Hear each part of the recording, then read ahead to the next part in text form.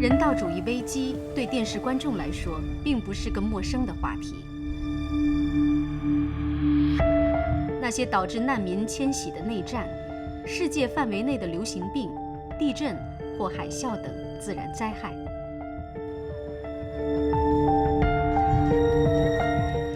大多数观众只能透过电视屏幕，才能被动地收看到那些令人痛彻心扉的画面。设想一下，当你步入电视的画面里，是否能获得感同身受的体验？ People come out of it feeling enlightened and often moved and often ready to take action.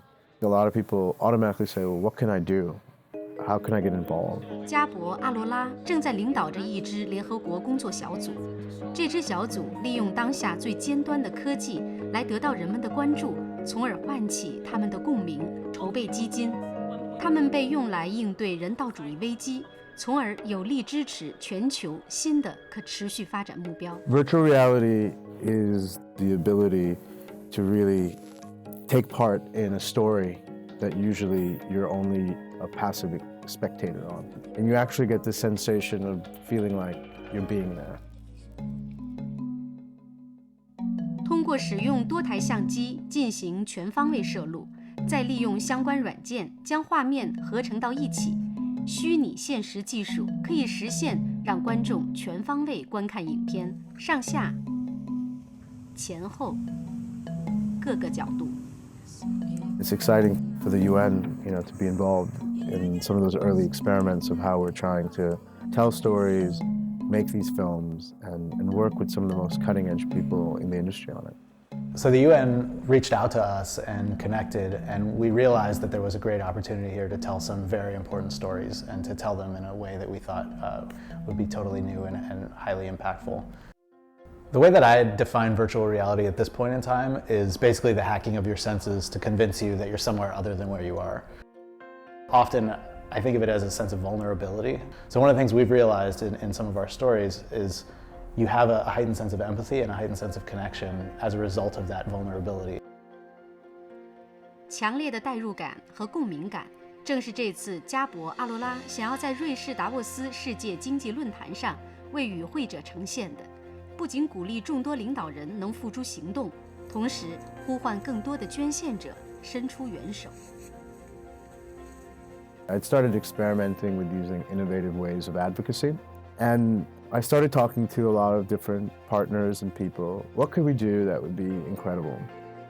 And someone said, I just came from a meeting at Samsung, and with some of these other virtual reality headsets, wouldn't it be amazing if you got all of those elite people who could actually go to a refugee camp, or they could go to an Ebola clinic? I just really felt it would get our issues highlighted.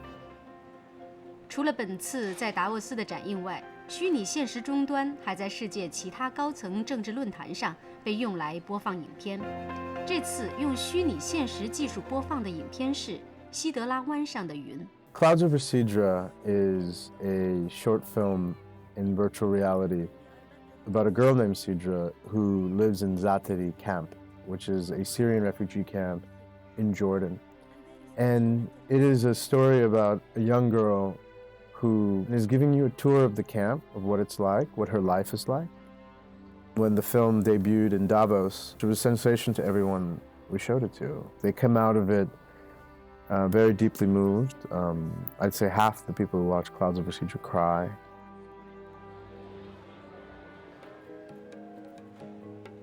And then we cut a version for UNICEF, for its face-to-face fundraisers. The way they do that is usually someone with a clipboard on the street in Europe or in different countries. So they thought, well, what if we got people to experience virtual reality on the street? Quite sad. They don't have a good environment to stay. We try our best to help them. 来自联合国儿童基金会早期统计显示，在利用虚拟现实技术后，收到的捐赠数量比之前提升1倍之多。